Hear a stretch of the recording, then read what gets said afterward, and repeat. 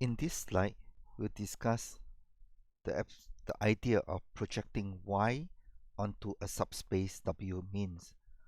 Specifically, we are interested in this problem, projection of vector Y onto a subspace W. So W is not a vector anymore, it is a space, a subspace.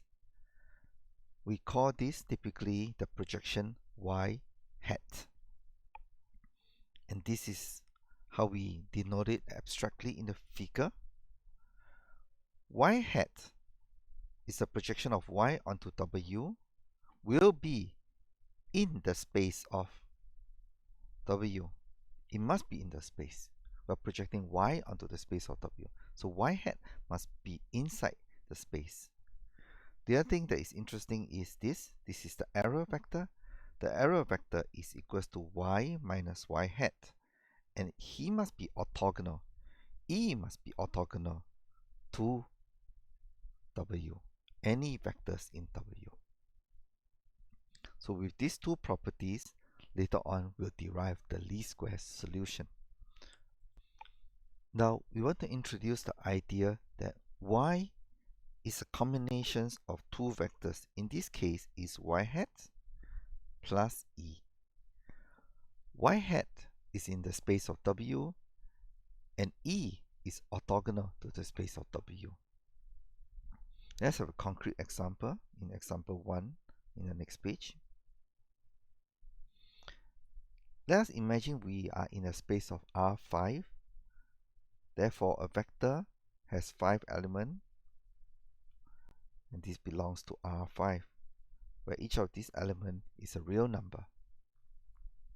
Now, because it's R5, we need 5 independent vectors to span the space. We call it a basis. And in addition, we're interested in an orthogonal basis. It means that U1 is not only independent to the rest, U1 is orthogonal to U2, and U1 is orthogonal to U3, and so on. Every vector U1, U2, and U5 are orthogonal to each other. That's what the orthogonal basis mean. Now, once you have an orthogonal basis, you can decompose Y into scaled versions of U1 plus scaled version of U2 until scaled version of U5. You can then find the scalar C1, C2 very easily because U1, U2 up to U5 are orthogonal. Now, imagine in our previous diagram, we have W spanned by, let's say, U1 and U2. W is spanned by 2 independent vectors, and we call it U1 and U2. What we can then say is that if we find Y hat would be a combination of U1 and U2 only, and the error would be a combination, linear combinations of U3, U4, U5. That's because the first part,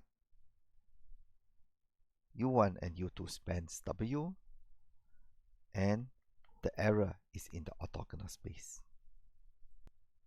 Why can we show that E is orthogonal to Y hat? Well, you can do it this way.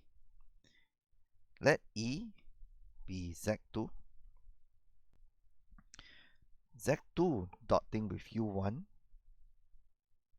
is this expression here, dotting with U1, but U1 and U3, U4, U5 are orthogonal, so they would become 0.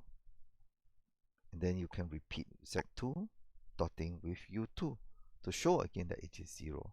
And therefore, E is orthogonal to the space of the linear combinations of U1 and U2.